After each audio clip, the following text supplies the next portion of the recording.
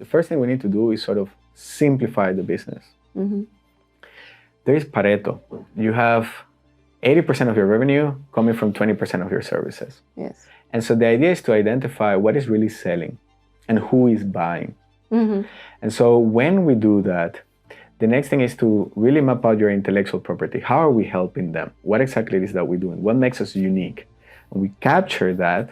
And from there, then we decide an offer that nobody else in the market has because it is tailored to that ideal customer. Mm-hmm. What I found is that, yes, we feel like we have the niche and we have different options to be flexible. But what happens is that when you specialize in one problem, you become the go-to expert at that one particular thing. And you will find that different industries will also have that problem. So if you solve, for example, a customer service, if you're an expert in customer experience for a particular type of business, it is possible that there is in the mobility industry, there is that problem. Mm. It is possible that in the logistics industry, there is that problem. That is possible. And so what happens is that now you're doing the same thing and you communicate the same problems, the same messaging, but now you're attracting people within different industries. And if you're just as passionate about innovation as we are, hit subscribe for the Recursive podcast on YouTube or your favorite podcast platform. We're everywhere. Hello and welcome to Vienna Recursive community. Our next guest is Juan Guerra, a seasoned agency founder turned scaling mentor. And you're going to tell me what you mean by that later on. As a founder and CEO of Scaleyard, Juan helps service-based entrepreneurs grow their monthly revenues, systematize their delivery, and build teams that run without them. I wish I could have met you earlier, by the way. After almost a decade of running his own video agency and experimenting with different business models, he now dedicates himself to full-time to sharing his insight and helping others scale their own businesses while removing themselves entirely from the client fulfillment. Juan, I'm very happy that we ran into each other yesterday and you shared your story with me, and we are now able to share it also with our audience. Thank you for being here. Yeah, thank you for having me. It's a pleasure. It's an interesting place also to meet because you're not originally from Vienna. You have traveled the world, you have been to many places, and you're now on another transition or within another transition, which is going to bring you to my hometown, which is Plovdiv. Mm-hmm. But before we get to this part of the story, I want to bring you a bit back in time and start the podcast or our conversation around 2017, when you decided to go on the entrepreneurship path and you started your own business with your business partners. What led you on this journey? What gave you kind of like the notion that you are an entrepreneur? Why did you decide to be an entrepreneur? So I always felt that I was going to have my own business. How did you feel that? How did you know that? I think in general, us like Venezuelans are very entrepreneurial. Yes. And I remember growing up, I would go to my friends' houses, and a lot of the parents were entrepreneurs that had their own businesses. Okay. And sort of that was quite inspiring for me. My grandparents, their parents, like they were entrepreneurs. And so from that side, I was always looking into that. Actually, funny story is that back in 4th grade, in US, they have these lemonade stands in front of I had the equivalent of that, but I guess the South American version, I was selling mangoes. So my grandmother's house, there's a huge mango trees in the back. And then in May 1996, they were building a shopping center right in front of the house. And together with my cousins, we were selling mangoes from the door. Wow. And literally, so we had to organize ourselves because we needed to go and buy bags from the supermarket, go to the bank to get change, and we had to get the mangoes and then sell them. And I mean, we made quite some money there. And I always knew that I was going to be an entrepreneur. So I always play with different ideas. And in Austria, I was sort of pushed into it because at the time I wasn't a European Union citizen. Mm-hmm. And so I had a student visa, which I needed to renew every year. Yeah. And I had a lot of requirements to work. But I noticed that they didn't really regulate you if you were self-employed. Indeed. And so you didn't need a work permit as long as you fulfill the criteria for my international student visa. And so because I was in the startup scene, I was hosting events and I was starting to get booked. I was like, okay, it seems like a path to go. And so I became self-employed and I started hosting events. I used to be in an organization called ISEC, and I had a lot of exposure to public speaking. So by that time, I had been to Iran, Georgia, Israel, Norway, like over 15 countries, delivering conferences. And I stumbled on the startup scene, and I saw that, okay, I can sort of make a living here and fulfill my classes because it's not like a 9 to 5 kind of thing. And so I had time for both. And in 2016, Facebook launches live video. And because I had been in all these different places, I look around and in Vienna, I don't see events being live streamed. And I felt like you're putting all this effort to create amazing content, that there's a lot of value there that we can share. And so together with some friends, we decided like, hey, let's try out and see if we can sell these services.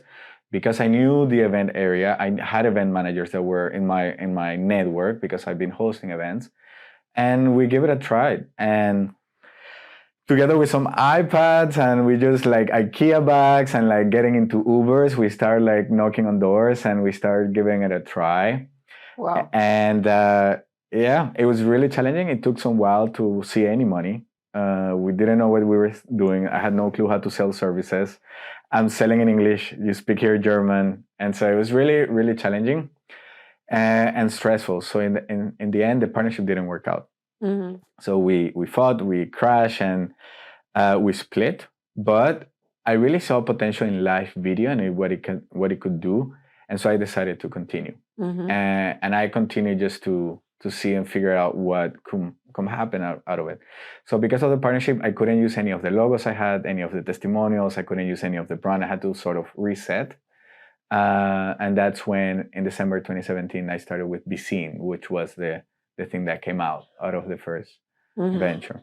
And yeah, from there on was let's see how this goes. I mean, I decided to go all in and sort of more or less move on the side my coachings, my storytelling, my event hosting, and really go all in with the video business. Until 2 years later, I burn out. So yeah. So in a sense, and from what I see from your story, the moment that you burned out was a turning point. Yeah, because it made you rethink, how do you structure business? How do you revise business? So Be Seen in 2018 was not a one-man show anymore? Or did you have your first employees or first partners? How was it structured? Yeah, so the first turning point was in 2017, I got married, and that really started changing things for me personally. Okay. And realizing that we had these productions, you have 12-hour days, and this is okay right now, but it's not sustainable in the long term. Like, what's going to happen when I start having kids, and if I want to start a family? And so that already like got me down this path of like, how do I make this sustainable at least? And then in 2018, it was actually a one-person show with some freelancers, because before I had the team and we were trying to make things happen. But after we split, it was me, myself, and I. And so I started like talking to some freelancers and seeing how I can put something together with them. So I was sales, project management, like basically doing everything. And because I'm not the video person, then that's where the freelancers were coming in. Yeah. And so that sort of created a lot of tension in me, because on the one side, now I have even more roles and more to do. And on the other, I'm wondering, well, I started a business. Yeah, I was sort of pushed into it, but my vision was always to make an impact, earn more, and work less. And now I'm having 12-hour days, and that's building tension because I don't know when the family is going to come, and I don't know how much time I have left to sort of hustle 12 hours days. Yeah. What did you learn about burnout back then? I think when it hits you for the first time, you don't really see the signs, because, few of us would educate themselves on what a burnout is before we are actually affected by it. We think that maybe we are just getting lazy. It's just procrastination. I don't know, if we maybe sleep more, we would actually feel better. And, all these kind of like illusions that people usually have, especially self-driven people who are used to be energetic, who are used to be ambitious, who are, go-getters. All of a sudden something happens to you and you don't know what it is. What did you learn about your burnout? Maybe, yeah. Well, I come from a place where, I don't know, actually, I didn't believe in burnout. I was the kind of person who thought burnout is for the weak, in a way. And it was like, I am aspiring to build something great, and that requires imbalance. It requires me to do work that people are not willing to do, because that's what great requires. And the burnout comes because I'm trying to build this business. Along the way, I realized that as long as I'm part of delivering the service, I don't really own a business, I own a job. And so that created this push of like an obsession to try to remove myself out of delivery. But because everything was built around me, I couldn't find a way. And so that's where I start feeling like I have no progress. The problem is in the business model. I don't know how to get out of here.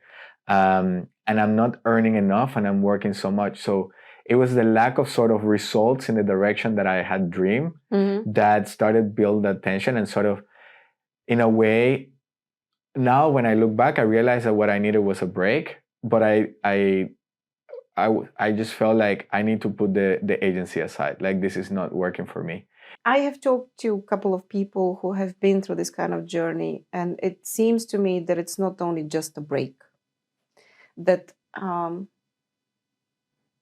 they have reached this point not because they were overworking, but more because there was a certain level of frustration that you're working, but your work doesn't pay out, that there is not enough impact, that you're kind of like in this rat race. And I don't know, maybe I'm actually curious, did you ever feel at some point as if you were building a prison for yourself? Like, you're the entrepreneur, you are a self-defined person, you have chosen this path, but in some way you are like a prisoner of yourself, of your own venture. Yeah, and that's actually a discussion I have many times, especially with my wife. That is, in a way, I sort of feel like I didn't choose this. It's just who I am. And so I have no choice in a way. And so that for me makes, it immediately eliminates any other option rather than push forward. But the burnout absolutely comes from the lack of results in terms of like the effort that we're doing and what we want to achieve. It's not a result. So, for example, if somebody's playing video games and they get stuck at a level, they just turn the machine off and that's it. Like they get stuck, they don't know how to continue, they move away and they go on. But when this is your livelihood, you are put in a place where it's quite challenging, because especially when you're part of service delivery, if you don't sell, you don't earn. And that makes it really paralyzing, because you feel like you need to continue. So at least you earn something, but you can't take time off. And so I think that's really the big challenge. And especially as I transition to Scaleyard, I've also come into situations now where sometimes I'm like, I think I am burnout. Like now that's the biggest difference right now with 2018, where I had no clue about it. I wouldn't even consider it. I thought that was just something that they tell themselves to victimize themselves, sort of something like other people would do something like that. And now I am realizing like, no, it is definitely something that happens. It is something that is there. And it's a way for our body to let us know, hey, we need to slow down. You have periods where you have high intensity, and you have periods where you need to slow down and really chill. And you need to learn to be okay with those periods as well. If you want to perform when the high periods come in, you also need to be able to take a step back and put yourself down and say, hey, we also need these times if I want to be able to succeed when the high period comes. And so this is the biggest learning and breakthrough for me, that I'm not immune to burnout. It is something that does happen. I don't want to say it's like a badge of honor. I don't want to say it is like just something part of the job, like it just comes with it with a decision, because it slows you down. Actually, it's like you try to cut a tree with an axe that is not sharp. That would have been actually my next question. I've heard entrepreneurs, especially in our world, in the startup world, who would see burnout as part of the journey. Like they would say, "Well, I've had like 10 of them, or I had like 5 of them," which, in my opinion, is not. It's kind of like normalizing the problem. Yeah. I would like us to look at entrepreneurship and look at also startup entrepreneurial path, which can be healthy, which can be led in a maybe even balanced way, which aligns with your personal goals, with your health goals. Because I have been often actually thinking about, hey, is it really worth it to sacrifice, I don't know, so much health, family, relationships, so that you achieve a certain goal? And maybe many people would say, well, yeah, this is who I am. But at the same time, do you think from your perspective that there is a way that we do it there is a healthier way to do that? 100%. Is it possible, or is it like a complete contradiction? No, I used to think it was contradictory. Okay. But what I realized is that we get this entrepreneurial virus kind of thing. Yeah. And what happens is that we start all these fires that do not need to be started. And so we feel like we can be more proactive than Elon Musk and have all these different projects and all these different offers and products and services. And we just overcomplicate things. And therefore, when we put effort into doing things, we don't see any progress, because instead of canalizing all that energy and that focus into one business, in one service, to become really good at that one thing, we're just splitting that focus onto many things. Okay. And so then we get frustrated that we don't see any result out of it. And obviously we then burn out. But if we canalize all those things, and we canalize that energy and focus on one service, one target customer, one solution, you'll be amazed what you can achieve. And really, that's one of the, I mean, maybe I get ahead of myself, but that's one of the biggest breakthroughs when I'm working with clients, that all this stress on their shoulders, that they feel like they need to be everywhere and all the time. When we focus on that one idea, one target, one problem, it's like a whole world has been lifted, and you can see how their faces relax. And it's like, so you're telling me that all I need to do is go after this person and that's it? Because we sort of put that idea in our minds that making money is hard. And yes, it is hard. It is hard because we waste all this time to figure out that one thing. But once you figure out that one thing and you focus just on that, you can have the lifestyle business that you're looking for. There is also something else that I've been observing, and I'm sure that you probably have these conversations also with your peers and also with the founders that you're consulting. Because, in a sense, burnout is something for the weak. That's the one fallacy that I'm seeing. Or it is something normal, which is part of the entrepreneurship journey. There are not enough outlets where we can actually talk about it. Yeah. And I remember some years ago, I was on a founders retreat, and somehow we opened the Pandora's box. And because we were in a safe environment, most of the founders started, sharing about how they feel. And all of a sudden, burnout was like, the big topic. Yeah. And I think especially founders and also CEOs who by design don't have that much or that many people to talk to. You can't talk to your employees. You can't necessarily talk to your partner at home. You can't talk to your friends who are not CEOs and not founders themselves. You can actually only just talk to peers. And quite often when we meet peers, it is at startup events or conferences where you're mostly in the pitching mode. It's not the place where you kind of like open up and share about your personal experiences.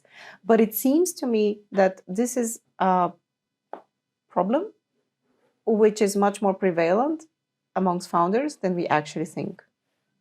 What is your experience? Do you have this kind of conversations now that you're so open to share your story? I don't. And it's kind of hard for me to find founders who sort of are in the same stage as me, in the sense of like having, I don't know, maybe the same amount of experience or the same profile, or having kids and trying to run a business, and so it's a bit hard to really feel understood. And I sort of have made my peace that it's a quite lonely journey, and that's in a way how it is. I sort of believe that when I become the vision that I have for myself, I will attract also those people that believe what I believe, and that will be sort of my circle. And so that's a bit of a challenge as well, that it's not often that I find people that I can openly share with. Okay. And so I have joined coaching programs. I mean, I spent over 20,000 euros in coaching programs that I have joined over the years. And even in those levels, I mean, maybe it's because, I don't know, maybe I'm not paying enough. I don't know what it is. That it's still hard to find that connection with somebody that really you feel like you're next to each other and you're trying to build the same thing. Yeah. I've struggled for 10 years. And I've talked to a lot of entrepreneurs, a lot of founders. The people that I see more or less that could understand what I'm doing, they're just busy like me. And many times also what happens is that I am in a place where it's not where I'm from. And the people that sort of reach a place where I am tend to be locals, and they have their own groups. They have their families here, or they have their groups.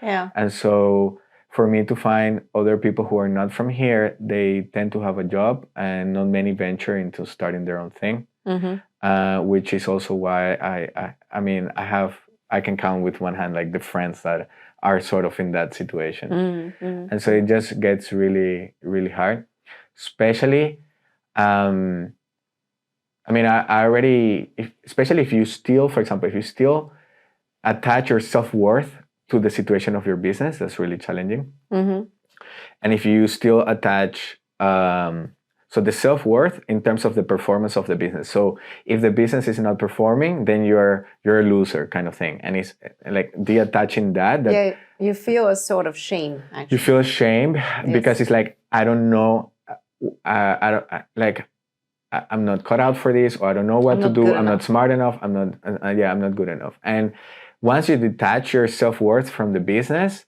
and also you detach your self-worth from the service of the business, because that's the other thing, that we envision the business doing something cool. And if it's not that, then I am less cool kind of thing. And so there's a lot of that work to do. And I think that's those breakthroughs are the ones that help you sort of leapfrog and sort of stabilize yourself. The other thing that has helped me is creating boundaries, meaning.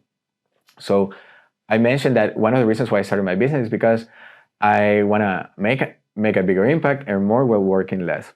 And so as I start this new Scaleyard, like I have a vision that I would like to be able to take Fridays off just because I want to. Not that I will, but I want to have the option. And this is a quite recent breakthrough. And I start seeing that I'm hustling to build up the new business as I get started again. And then eventually I will be able to take Fridays off. And I sort of just click and realize that the same way some people say, I will start saving when I'm rich, without realizing that no, when you start saving, when you start budgeting, when you start investing, you will be rich. I realized that it's not that I will be able to take Fridays off when everything is running. No, I need to design that in the foundation of the business so that I can have that. And as I start doing that, I immediately start asking very different questions. on how can I improve things and how can I make things run? Because now it's like, okay, how do I make this business run when I only have 20 hours a week? Yeah. How can I make this business run in 20 hours a week? And I completely redesign things, and it's really magic what happens when you do that. But a big thing has been able to say no and really stop starting new fires. I have one in front of me. That's my focus. I don't need to all these other fires, I can ignore them. Yeah. And because I ignore them, I see that nothing happens, and I see that, okay, I just continue in this one thing. And that is hard. I don't know how many times we need to kind of repeat this kind of mantra Daily. that you need a focus, and somehow we always end up daily, making the same mistake again and again, that we're trying to serve the different needs of our customers, and they keep on coming with new needs, and then our business model becomes more and more complex. Tell me, what's your secret? How did you force yourself, pretty much, or how did you discipline yourself to have this kind of focus and say no? What was the turning point here? Because we all know that we need to do it, but somehow we never really do it. We keep on getting ourselves distracted. Yeah.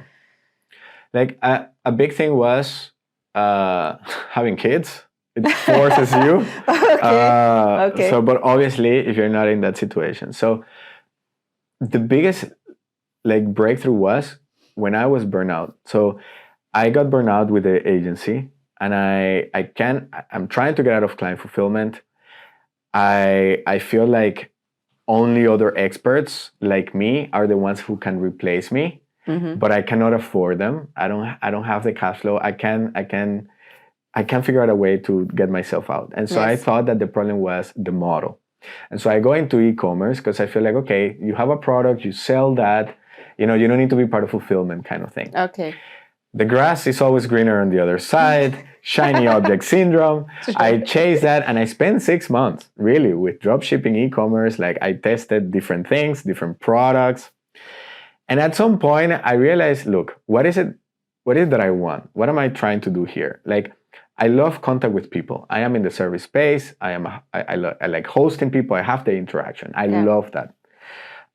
Also, I spent so much time building this video business already. Now I'm starting I start seeing 6 months in, I start seeing I think I was over the hump of the excitement of the beginning, and I started getting real about what it would take to grow an e-commerce business. And I started saying I realized the grass is always greener on the other side. Every business is going to have its own problems. If you dedicate to it, you will figure them out. And so I made the choice of okay, I'm going to go back to the video business. I'm going to give it another try, but with one condition. I'm just going to do one thing. So I started looking into the portfolio of services, and I saw that even though I had started to do video, live streaming of events, when we started doing that, clients start coming to us hey, Juan, you're in the video space. Will you be able also to do a video for one of our partners? Yes, of course. Of course we can do that. Hey, we have another client. We're an agency. We need to do a YouTube commercial for so-and-so. Can you do that? Yes, of course. And at the time, I thought that the way to grow the business was to have a bigger portfolio of services. I saw bigger companies, they have all these services. We need that too. I felt that every time I said yes, I'm actually growing my business, because now I have one more thing that I can sell to anybody. Yeah. What happened was, in reality, is that I grew the business, but I grew horizontally. And that meant I was spread out. And so I was offering many things, but I was master of none. And because of that, I sort of was stepping on my own toes, because what do I market and to whom? The person who wants a YouTube commercial is not the same person that wants an event live stream. They're completely different clients who have complete different problems. And so even if you niche down in one industry, if you solve a different problem every time, you're basically starting a whole new business. Especially if you're under 80K a month, there's no need to do that. Yeah. And so that's what I realized. And there was one situation where I had a client who was introducing me to somebody else. And the way she said it is hey, this is Juan. He does all our tech stuff when we have equipment and when we have events. And I was like, wow, this is so vague. And that's really when it hit me. And so I started simplifying, and I say, you know what? That YouTube commercial we did, it was cool, but we're not good at that. And I really had to take ownership into like, what is something I can stand behind, where I have a competitive advantage, that I can put my hand on fire and I can stand behind the product that we're delivering. Like, we're not good at those things. I cannot, like, I'm all over the place and I'm delivering products that I'm not proud of. Mm-hmm. And so I started eliminating those things, and I come back to like the thing that I saw value, which was live video and events. And everything else I start saying no. I talk to the clients, hey guys, we're not doing these things anymore. We're only focusing on this thing. And my marketing got easier, because now I didn't need to market to everybody. I just had to go and write to events. I would go to an event calendar. I see who's doing an event. I just write to them. It got so much easier to market. Because I'm always talking to the same person, I start realizing, what exactly do I need to say? Because I see what's working. And so my messaging improved. Mm-hmm. My strategy improved. My processes, they become simpler, because I'm only selling one thing over and over and over. But obviously, I started focusing on events, and that we did a lot of breakthrough. Like that year, we grew 100%. This is 2019. So we started growing in 2019 towards 2020. And then 2020 happened. Yes. And so in the very beginning, all events start canceling. Juan, we cannot do events. We need to cancel. We need to cancel. We need to cancel. I'm like, okay. But it's live. But the live streaming should have stayed. Yeah, but they didn't see it at first. No, I remember they didn't see it at first, because we were in a similar situation. All the marketing budgets were frozen. And as you expect, we are mostly dependent on marketing budgets. Companies weren't sure what to communicate. Yeah. It's not like they didn't want to spend them. They just didn't know how to kind of like operate in this kind of new environment. Yeah. And back then, I remember a friend of mine pointed me towards a platform that was creating, or that had the ambition to create this kind of like live streaming for events. Yeah. And I think we were back then the first ones to create an online conference. No one has done it before. No one had like the formula of how to do it. The problem was on March 13, when we started the confinement. Yeah. I could sense I am kind of like panicking. And I've been in situations like this before. I would ask myself, well, what do you do now? So you are panicking now. What do you do now? Well, you kind of like open up and you start sharing that with people. You admit that you don't have an idea what is going to happen now. So we did that in the team, and we knew if we don't do anything, then we won't be able to pay ourselves next month. Yeah. Because we were kind of like, earning month over month our own salaries. So we wasn't sure what are we going to live on in a month. So we had the choice to either completely, change the direction and get ourselves together, or we just give up and start looking for jobs. And I'm grateful that back then the team was motivated enough, and they were willing to put the hard work. And within a month, we organized an online conference.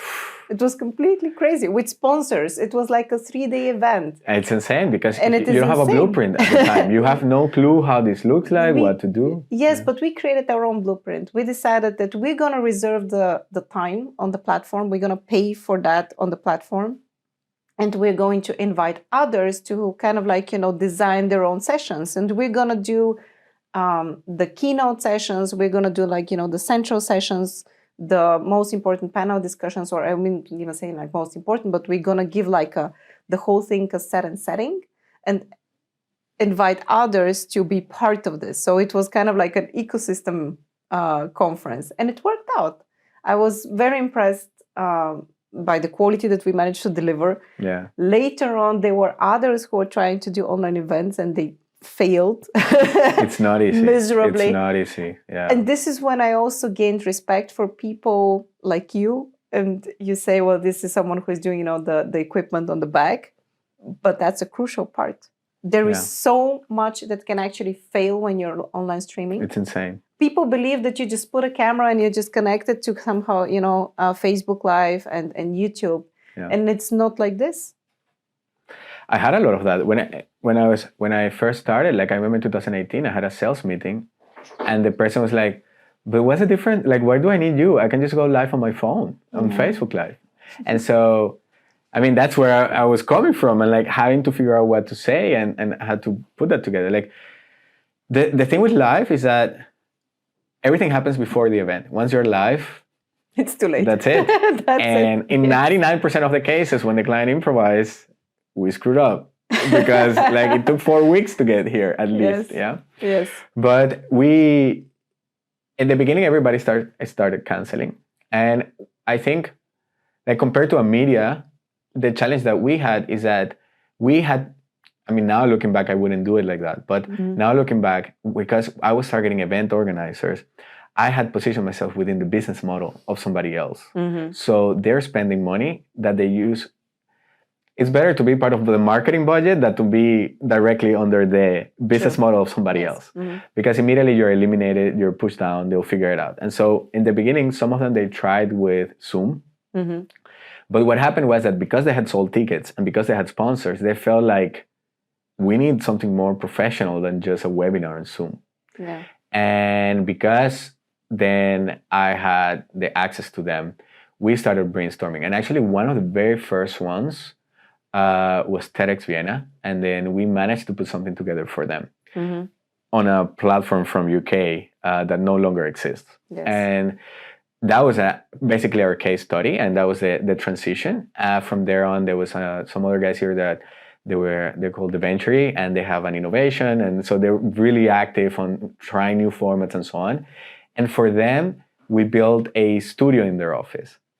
And so that's where we start seeing that what we used to do in the conference room, we can do it in somebody's office, where we can just have the speakers, and then we can have the whole audience online. And then we start seeing that we can set up the equipment and then have remote speakers and so on. And so people start seeing what we're doing. Every time we have one event, they reach out, "Hey, who did your event? The scene team did it." And so that's the best moment when it just went from there. Start growing through a word of mouth. Because the messaging was clear. And I had clients that told me, I know these other guys, but they do too many things. But I see that you only do this one thing, so we'll go with you. And it was the power of like that clear messaging. You do one thing, it provides trust that, okay, if this is all you do, you gotta know how to do these things. And so that was a key element that allows us then to grow. Yeah. So obviously, certain prompts from your personal life were also decisive on how you're going to restructure and how you're going to build your business. And I find this interesting. So fast forward today, your personal life is also bringing you on a new path. Yeah. Tell me, how does the business look like today, and how are you going to also transition it to Plovdiv? So you're moving to Plovdiv, as we discussed it, mostly because of family. Yeah. How do you imagine running your business there or from there? Yeah, so transition has been a bit of like already a year and a half in the process. Oh, okay, that's a long one. Okay. So I have a network in Vienna. I know my people here. I have clients here. And it has all about, okay, how do I sort of independize myself from the Viennese ecosystem and move on to a more global online? Like, how do I build my brand online? Okay. And so that has been a key element, and sort of transitioning everything to being not in person. How am I able to create value and deliver value without having to be physically with that person? And so that has been part of the transition. Now, I am moving mainly, family. That was a key element. So we have 2 kids now, and a bit of the question mark was, I always envisioned having Sundays at the grandparents, being with the family.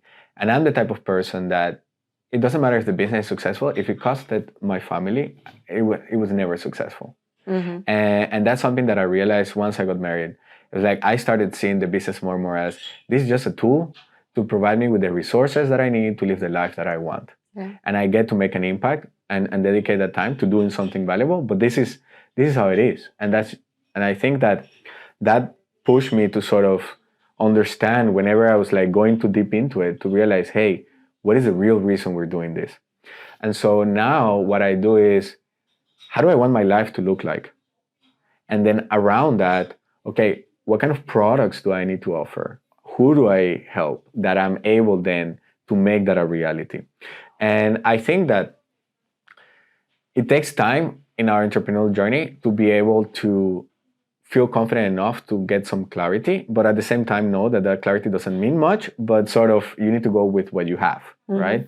Because the game can always change at any moment, yeah? And so now what I envision is, I do have a vision of a physical place in Plovdiv. I envision this brick building. I was in London in September. I saw it and I took a picture of it. And so that goes on my vision board. But what I want to do there is I want to build a world-class training company. Not necessarily a family, a team, because we're there to perform. I want to really, in today's world, if you're not world-class, delivering results, experience, it's going to be really hard, especially in the service space. You got to have a world-class fulfillment, world-class delivery, so that people keep coming back. That is replicable. And so this is absolute must. And I see that there's a lot of talent in Bulgaria that, okay, maybe they have this vision of they need to work abroad and then eventually come back. There's a lot of people that want to stay and they don't feel like they need to go abroad and they want to find a way to build stuff there. More and more. And I was surprised to see that happening also in Plovdiv. So it was clear to me that it will be there in Sofia. Yeah. But I was one of those, we were like a whole generation, especially in Plovdiv, who were educated, prepared, trained to leave the country. You know, we would start talking about leaving the country as soon as we got into high school. Yeah. This is why we pick certain foreign languages. This is how you start talking about, you know, the different education systems. Are you going to go to the States, to Germany, to whatever? So that your whole journey in high school becomes like a preparation for you to leave the country. Yeah. And they started changing, in my opinion, probably like 5-6 years ago, maybe even before that. Yeah. Partially, I saw it happening exactly in the startup bubble, as we call it. This kind of bubble was, I think, reigned or, I don't know, kind of like governed by a different mindset of people who are very multinational, who are very open to the world, but they would see Bulgaria as an interesting sandbox to grow international businesses and to build international businesses. And this is also what kept me in Bulgaria. Despite what I've been observing, only recently I was actually surprised to see amazing people in my hometown, which made me also very happy, and which made me also then start thinking, hey, maybe I should actually reconnect also with this ecosystem, because I live in Sofia and I didn't have any idea what is happening in Plovdiv. I would just go visit my parents and then I come back, you know. This is all that I've been seeing. Now there is, in my opinion, an ecosystem that is now evolving. And it has people just like you who have traveled, who decided, you know, to stay. People who are not even born in Bulgaria. Yes, they have their Bulgarian wives quite often. Yeah. But anyway, okay. So, and I also love how we talk about vision boards as if this is like, you know, the most normal thing in the world. Yeah. It's an interesting global culture that we're kind of like developing. But tell me about your vision board. So the brick house and like, what is happening there? But you know, now, especially as we get so close to the move, my wife, especially when she talks to other Bulgarians and she tells them that we're moving, you know what they tell her? You too? And so it's like, we're not alone. And it seems like quite a trend, which is great. I mean, you have a lot of talents, people who have networks abroad, people who have experiences, different perspective. And so I'm also super flexible. Like I moved to the US after, like from Venezuela to the US. I moved from US to Austria. Like I said, no, I don't want to stay there. So you started in Venezuela, you moved to the US. From the US, you moved to Austria. And then from Austria, now moving to Plovdiv. Yes. People usually do that the other way around. Yeah. And so I moved to the US I saw something, like I saw a future life for me there that was not aligned with what I wanted. And so I finished my bachelor. I did my studies in the US. I studied business over there. And I knew like, I'm not going to renew my visa. I'm leaving. I feel like I need to go to Europe. And I started to organize myself, and it took me a while, but in 2009, I left US. I didn't manage to come directly to Europe after US. I had to go back to Venezuela for about a year and a half, which was great because then I got to work there. I got to revive my network. I didn't go for 6 years. Let's talk about the vision board. So I want to build a training company where what I see is that I have this framework that I have created that not only work for me, but it's working for other people. And I really want to grow this. This is our focus right now. And so this training company, the idea is that eventually, once I have things more polished, I start bringing other people to train with me. Because it's kind of interesting. Like I help people get out of service delivery, but I'm now the one delivering the service. But it's just a normal path. As a founder, in order to scale, you need to do the stuff that doesn't scale. At least in the beginning, to build that foundation is completely okay. And so once I have everything tweaked out and I figure out the systems, then I can start bringing people in and sort of start replacing myself along the way.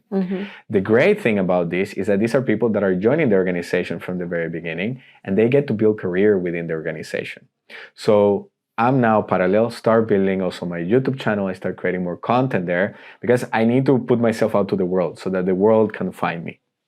And part of my strategy is also to go and speak at conferences, which is quite helpful moving to Bulgaria and having family, because then we have a support system that can allow me to, I don't know, travel for a week and don't feel like, okay, my wife is alone with the kids, like what's happening at home? Because those are sort of constraints that I'm building within my working process.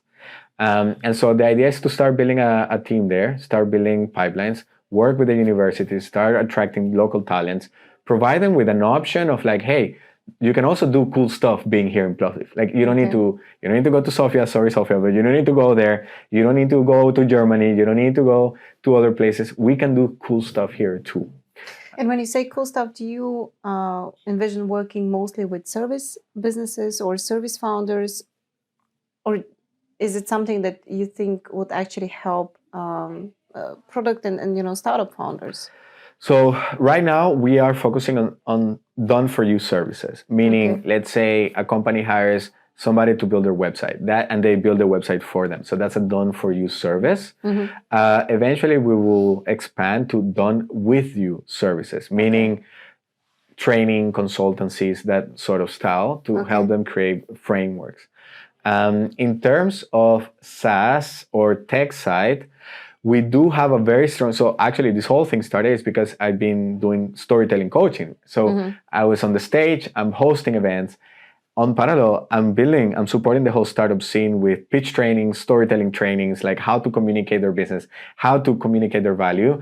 And I start seeing that they struggle is not so much on the communication side, but it's that they're not clear on who the customer is, where's the value, what's the problem you're solving, what should be the product be. And so that's sort of what's happening here. And then I see what I did with the video business in the service, and I'm just basically combining everything. And so right now I'm focusing on service-based businesses. There's a lot of agencies in Bulgaria that provide services abroad or that provide services with business services within Bulgaria. That's a good target. Or then tech companies that are really struggling to communicate their value abroad and really understand the use case that they can solve abroad. So it's interesting because I think we can share here the same insight. Initially, our customers would come with the mindset that, hey, can you do that for us? We need content, we need storytelling. Can we just outsource that? And over time, we realized that if you don't have a clear or clarity on who you're communicating with, what is your USP, what is your vision, it's very hard to build effective storytelling campaigns for them. Yeah. So as you mentioned, we started going back, and part of what we were doing is we would kind of force them to go back to the roots, to go back to the beginning, have a workshop with them, and let them also develop a certain awareness that you need to know your elevator pitch. We need to have clarity on who you in front of who you're actually talking to. You need to know your personas. You need to know your target audiences. And I saw that entrepreneurs in general are go-getters. They're doers. They like doing stuff. They don't like so much thinking about stuff. So immediately after they launch the business, they just, start communicating on social media, for instance, or on their website, do their growth hacking campaigns. But most of them are kind of like copy pastes. They're like, oh, because this startup is doing it. Or no, I saw this idea and it looked really cool. So we need to start doing that too. But how does it align with a certain strategy? How does it align with what I'm trying to communicate, with my values? How does it align with what my customers actually need? These are questions that quite often are not explored, studied enough before you launch a campaign. And even less for service businesses, by the way. Yeah, because the entrepreneur has this vision of the finished company. And so that finished company is serving everybody. Yeah. And they are experts, and they see how their skills or their product can help these guys over here, and these guys over here, and these guys over here. And then, okay, so they have this vision that when they try to go back to connect it to where they are today, they get lost in that path of like, where do I go, or who do I target first? And that is a really tough choice of deciding, okay, that's the vision. I need to be okay that this group I'm not going to activate until we hit 80K a month. And for now, I need to obsess is about this group right now. And for that, what plays a big role is the diffusion of theory of innovation, where they say that in every market there are 5 stages. This is from Everett Rogers from many years ago. It's like basically identifying who are the innovators in our space. Tell me about the Academy for Entrepreneurs in the Service Space. What do you think you can share with them from your journey that could help them grow effectively their revenue, that can actually help them focus on one business model instead of, making the same mistake of expanding their portfolio more and more so that they can fulfill all sorts of needs of their customers? How are you going to communicate exactly this learning to them? And I see, when I'm listening to you now, I see that in a way we started doing the same mistake. To what extent it was a mistake, I don't know. Most of the media companies would have at least 3 to 4 business models. It would never be just one, because you also want to be kind of like resilient on the market. If, pandemics hit, then you need to have like a different service solution in your portfolio, and you should be able to react really, really fast. If there is an economic downturn, all of a sudden other services are being more in demand than what you have previously sold. I have always seen a large portfolio as a path to resilience, or something that, I don't know, would make you adapt to market trends faster. But I'm actually curious to hear your version of the story and how you would like to structure this kind of like a program for people like me, pretty much. Yeah, so what happens is that we basically have 3 stages, and the way we work together is that the first thing we need to do is sort of simplify the business. There is Pareto. You have 80% of your revenue coming from 20% of your services. Yes. And so the idea is to identify what is really selling and who is buying. And so when we do that, the next thing is to really map out your intellectual property. How are we helping them? What exactly it is that we're doing? What makes us unique? And we capture that. And from there, then we decide an offer that nobody else in the market has, because it is tailored to that ideal customer. What I found is that, yes, we feel like we have the niche and we have different options to be flexible. But what happens is that when you specialize in one problem, you become the go-to expert at that one particular thing. And you will find that different industries will also have that problem.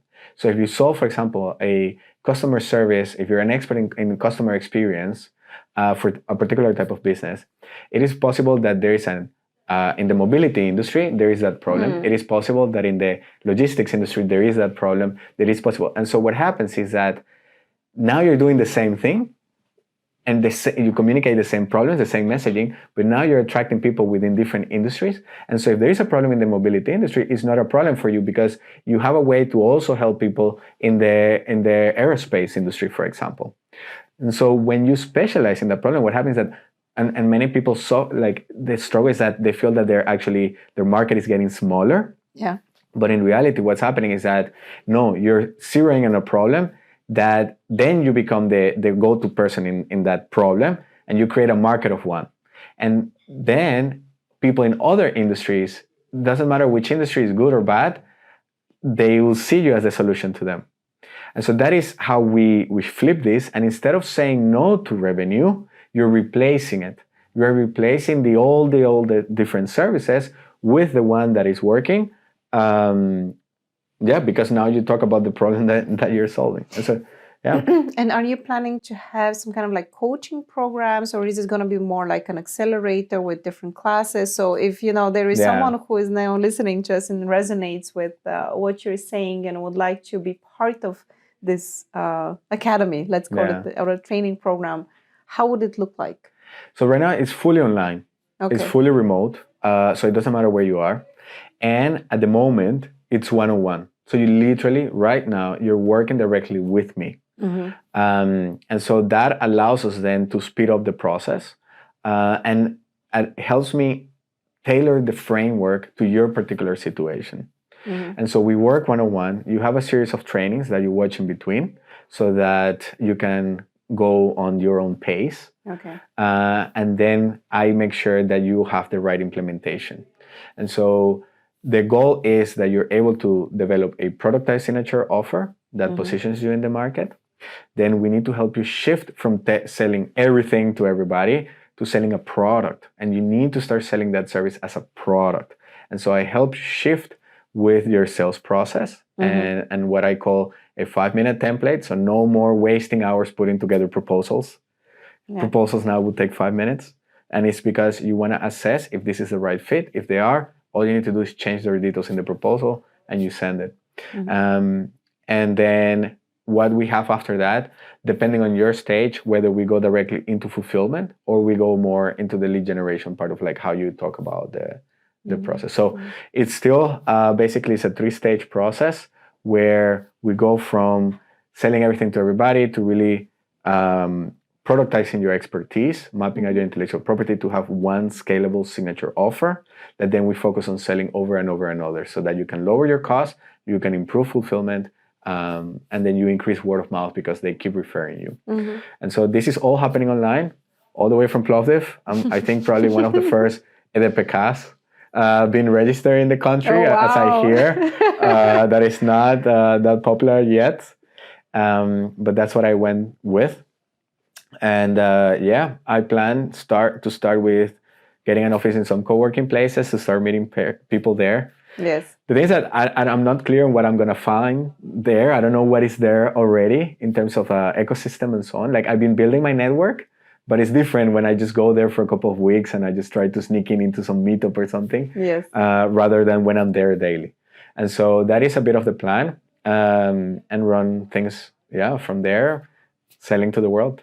It's going to be an interesting journey, definitely. I've done it myself, and it's kind of funny that after 11 years living in Vienna, I had to reintegrate myself in my home country.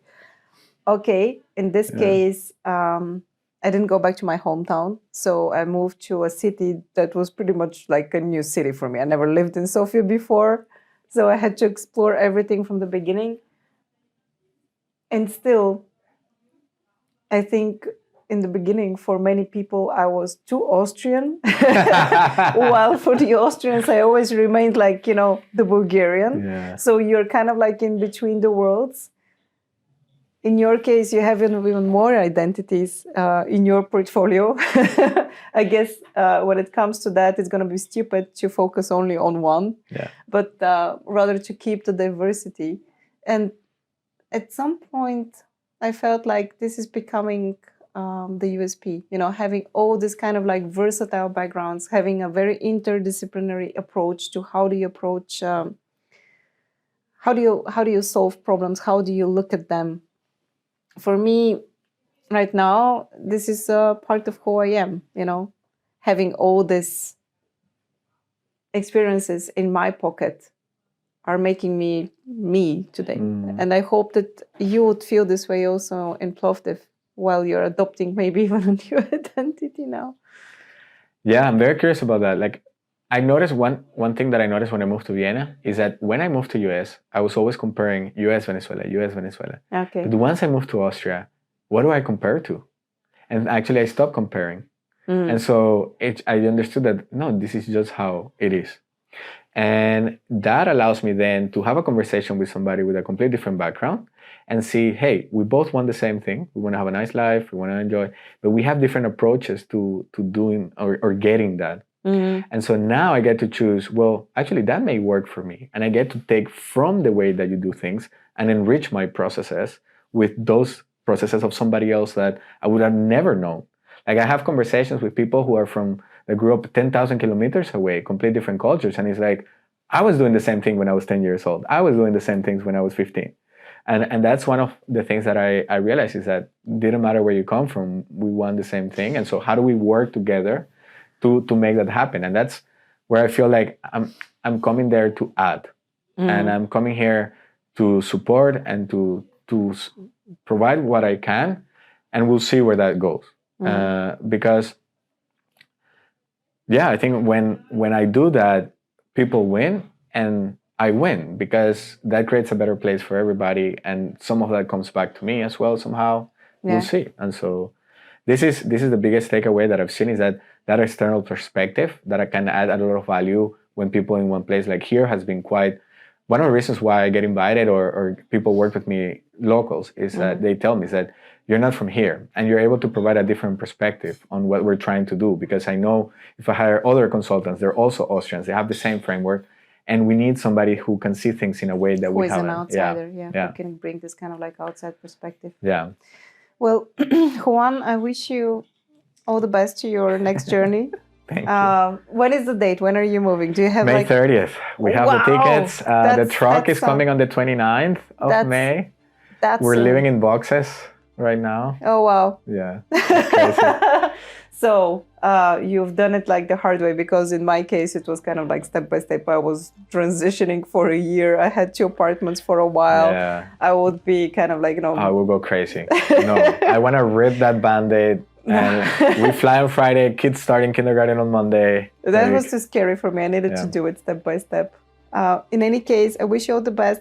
Happy to introduce you to whomever I know and I believe that you would vibe with. Yeah, thank you. Keep in mind that also Plovdiv is also very close to Sofia, so you can always see them kind of like a very interconnected ecosystems.